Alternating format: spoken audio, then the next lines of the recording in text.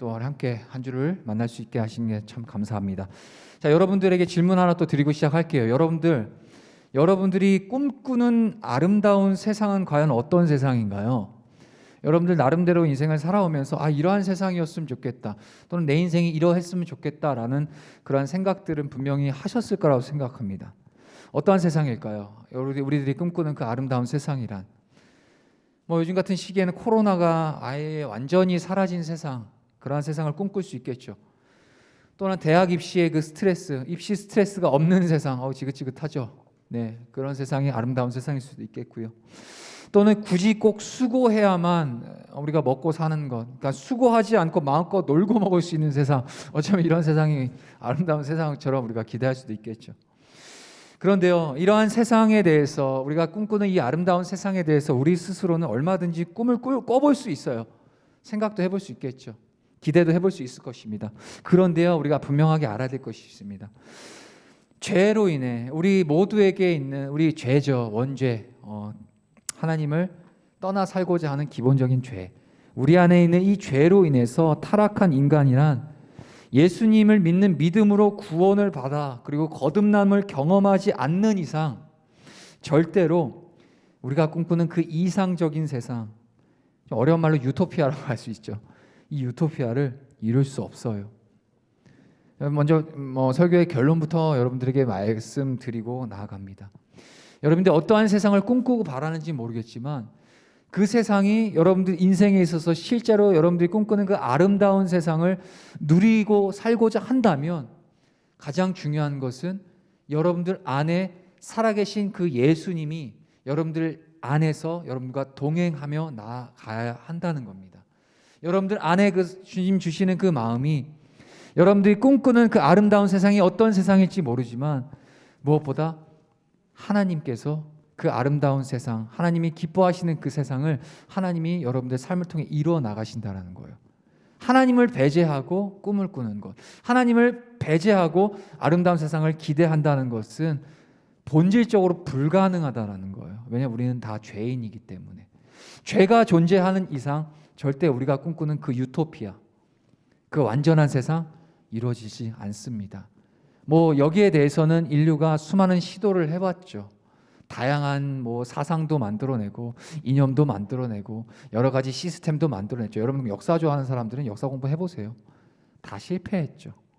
결국에는 뭔가 괜찮아 보이는 세상을 만들고자 조금 더 지식이 많은 사람 또는 조금 더 재능이 있거나 돈이 많은 사람들이 시도를 했죠.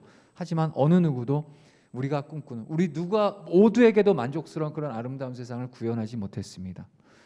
오직 결론은 하나님 안에 우리가 꿈꾸는 아름다운 세상, 그 유일한 세상이 하나님 안에 있다는 거 먼저 여러분들에게 선언하고 말씀드립니다. 자, 오늘 본문이 되는 다니엘서입니다. 다니엘서의 장르를 먼저 여러분들에게 가르쳐 드릴게요. 다니엘서는요, 예언서라고도 부릅니다. 장르가 예언서예요.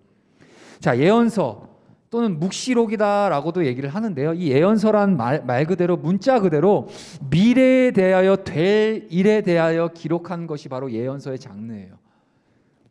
즉, 이 다니엘이 살던 이 당시의 시대의 이스라엘 백성들에게 앞으로 장차 될 일에 대한 예언들을 기록한 책이 바로 다니엘서라는 사실입니다. 이게 이제 1차적인 그 당시에 다니엘이 살던 그 당시의 백성들에게 한 얘기이긴 하지만 좀 더 본질적으로는 바로 오늘 우리에게 주시는 말씀이라는 거죠. 먼저 우리 다니엘서의 이 배경을 여러분들 알 필요가 있습니다. 이 다니엘서에 이렇게 기록된 배경을 보면요, 기원전 BC죠, Before Christ. 자, 기원전 586년에 이스라엘의 그 남유다가 바벨론 제국이라는 그 엄청난 제국으로부터 침략을 받아서 멸망을 당하게 됩니다. 자, 그리고 이 바벨론 제국은 이 이스라엘 자신들이 멸망시킨 이 남유다, 곧 이스라엘 사람들을 자신의 나라인 바벨론으로 끌고 가요. 왜? 포로 삼으려고 끌고 갑니다. 그렇게 바벨론 포로로 끌려간 이 이스라엘 사람들 가운데서 우리가 아주 어릴 때부터 많이 들었을 겁니다. 잘 알고 있는 인물이 있죠. 오늘 이 본문의 제목이 되기도 한, 그 본문의 이름이 되기도 한 다니엘 다니엘 얘기 아마 여러분들 한두 번쯤 얘기 들어봤을 겁니다. 이 다니엘과 그리고 또 있죠. 새 친구에 대한 이야기. 기억하시나요, 여러분들? 어렸을 때 주일학교 때 아마 분명히 한 번쯤은 들어봤을 겁니다. 공부도 해봤을 것이고요. 자, 보통 이 다니엘서라고 하면 이 다니엘이 사자굴에서 믿음으로 살아남은 이야기, 또는 이 다니엘의 이 세 친구 사드락 메삭 아벳느고라는 이 세 친구가 그 팔팔 끓는 풀무불에서 살아남은, 믿음으로 살아남은 이야기, 이러한 몇몇의 이야기들을 떠올릴 수 있을 겁니다. 그죠? 그런데요, 이 다니엘서를 통해 알아야 될 아주 중요한 중심 주제가 있습니다. 그것은 하나님의 사람 이 다니엘을 통해 이스라엘과 온 이방에 선포되는 이 하나님의 심판, 그리고 종말, 나아가 종말 이후 다시 회복될 하나님의 나라, 이것이 바로 다니엘서의 핵심이라는 거예요. 여러분들 언제까지 다니엘서 봤을 때 막 풀무불에 빠진 막 새 친구가 짠하고 믿음으로 했다, 사자굴에서 잡혀먹지 않고 믿음으로 회복됐다, 물론 이 이야기 좋지만 이 다니엘서가 여러분들 우리에게 지금 주고자 하는 중심된 메시지는 바로 하나님의 나라라는 거예요. 하나님의 나라가 실현되고 회복되어지기 전까지 심판이 있고 또한 이 세상에 종말이 있으며 종말을 넘어 하나님의 영원한 나라가 이루어질 것이라는 이 하나님의 메시지가 이 다니엘서에 잘 담겨 있어요.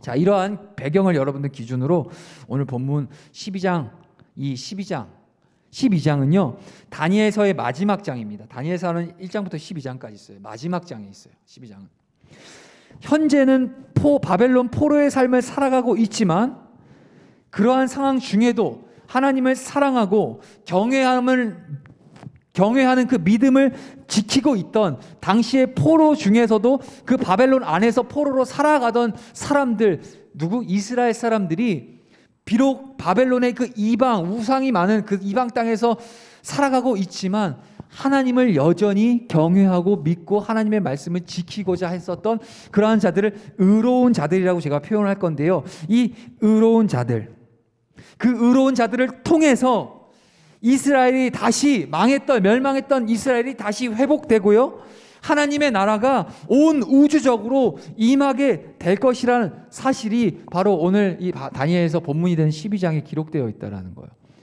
간단하게 얘기할게요. 하나님을 믿고 예수 그리스도를 우리의 구주로 영접한 저와 여러분들 성도들을 통해서 이 땅에 하나님 나라가 실현될 것이고요, 나아가서 많은 민족이 우리를 통해서 구원을 받음으로 말미암아 영원한, 우리가 장차 죽어 함께 나아가야 될 그 영원한 천국, 그 천국을 우리를 통해서 하나님께서 이 땅에 그 천국의 복음을 증거하고 선포함으로 하나님께서 천국을 임하게 하신다는 것, 회복의 날, 그날을 바로 오늘 말씀이 여러분들에게 증거하고 있는 것입니다. 자, 근데요, 오늘 우리가 나눌 설교 제목이 뭘까요? 보이네요. 한번 읽어볼까요? 시작. 지혜 있는 자는. 자, 예전에도 한번 여러분들에게 지혜에 관련해서 한번 메시지 나눈 적이 있습니다. 어쩌면 지혜라는 게 지금 여러분들에게 있어서 가장 중요한 이슈가 될 수 있을 겁니다. 왜냐, 지금 여러분들 학업을 감당하고 있는 학생들 아닙니까? 지혜가 필요하고 더 많은 지식이 필요할 때죠. 지혜를 여러분들 구해야 되는 게 맞죠. 근데요, 오늘 말씀에서 지혜 있는 자란 어떤 자인가라고 오늘 이 짧은 한 구절의 말씀 안에 정말 많은 의미가 담겨 있어요. 여러분들이 오늘 이 말씀이 여러분들의 삶 가운데, 그리고 여러분들의 인생과 여러분들의 영혼 가운데 깊이 새겨진다면 여러분들의 삶에서 지혜 있는 자로서 어떻게 살아가야 되는지 아주 명확해질 거라는 사실입니다. 자, 오늘 본문 이 12장 3절의 첫 소절이기도 합니다. 이 제목이요, 지혜 있는 자는 이란 이 소절이 이 제목처럼 오늘 여러분과 나눌 설교의 주제가 바로 지혜 있는 자 어떤 자인가라는 것인데요. 먼저 잠언 1장 7절이 준비가 되었을까요? 우리 한번 읽어보도록 하겠습니다. 우리 한번 좀 졸릴 수 있지만 한번 정신 차리고 한번 읽어보겠습니다. 시작. 여호와를 경외하는 것이 지식의 근본이거늘 미련한 자는 훈계를 멸시하느니라. 먼저 하나님이 주시는 그 지식의 그 근본이 바로 뭐라고 하죠? 하나님을 경외하는 것, 하나님을 두려워할 줄 아는 것, 하나님을 경외하는 것이 지식의 근본이라고 얘기합니다. 그리고 잠언 9장 10절입니다. 이번 주 우리가 암송했어야 할 말씀입니다. 암송 말씀이에요. 잠언 9장 10절. 다시 한번 읽어볼까요? 시작. 여호와를 경외하는 것이 지혜의 근본이요 거룩하신 자를 아는 것이 명철이니라. 우리 하나님 분명히 말씀하고 계시죠.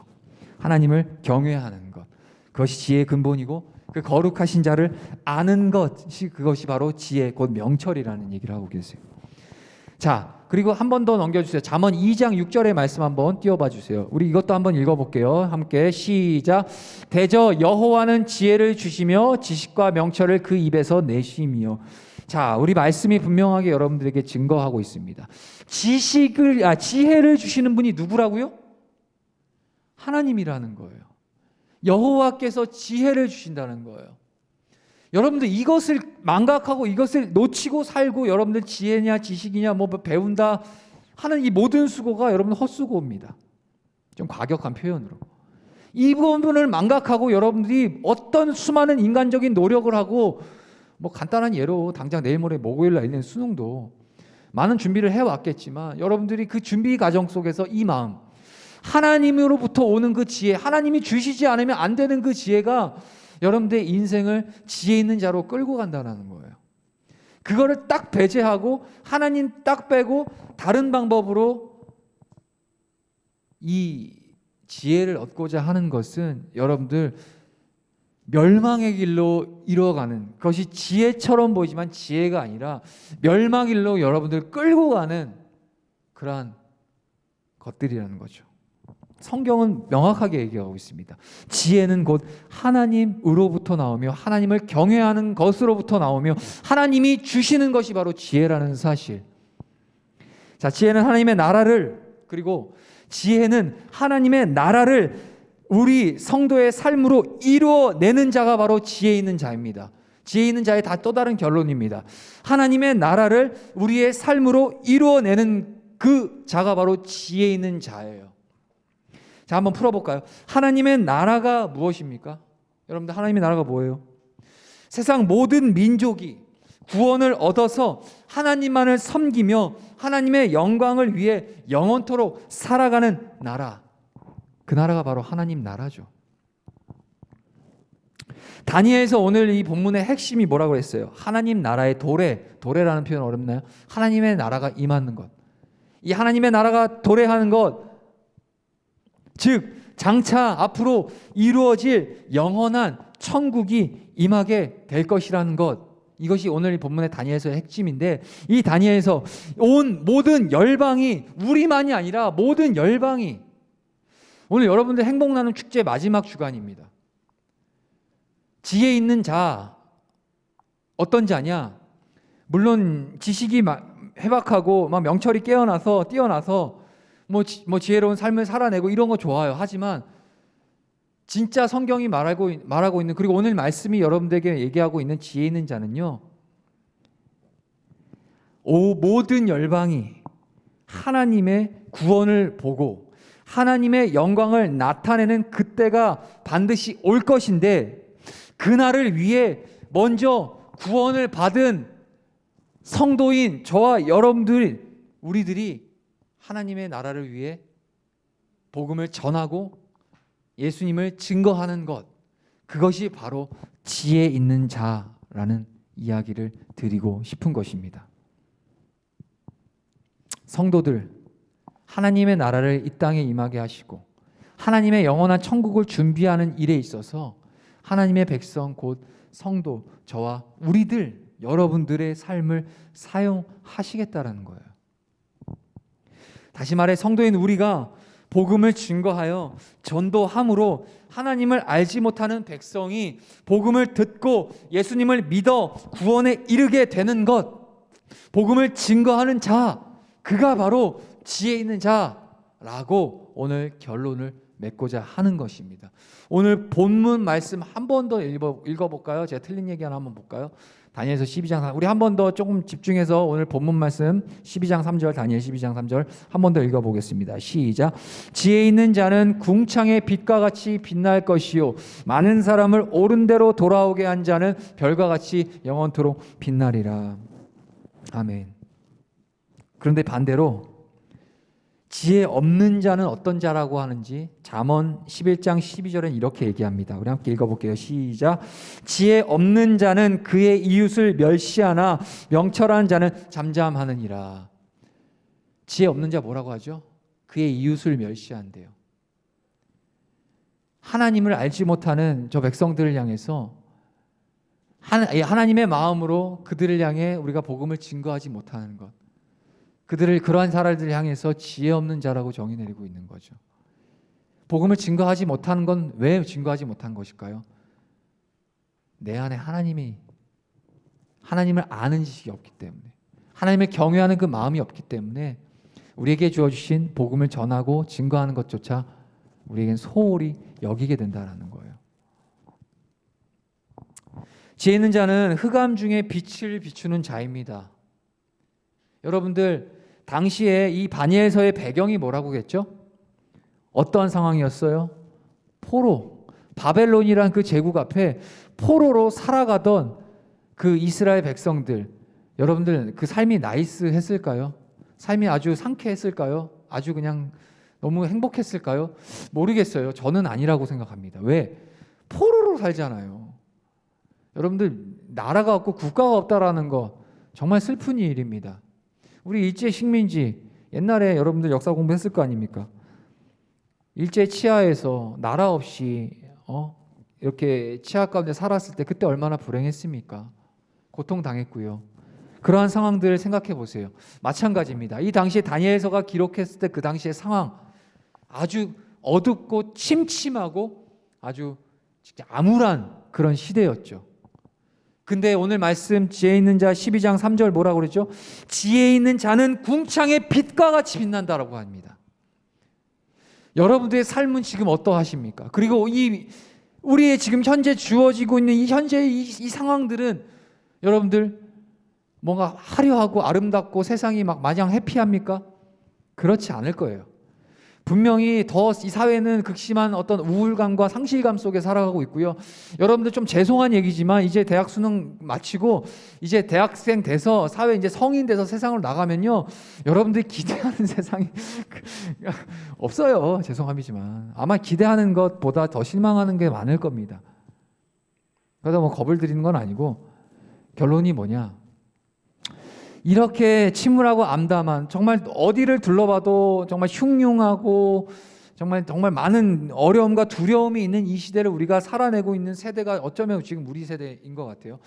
근데 이러한 세대 가운데 우리가 살아가겠는데 정말 마치 바벨론 포로 가운데 어둡고 침침한 흑암만이 있는 것 같은 이 시대 가운데, 그 시대 가운데 하나님께서 다니엘 통해서 얘기하시는데 뭐라고 하시죠? 지혜 있는 자를 요구하시는데 그 지혜 있는 자가 누구냐?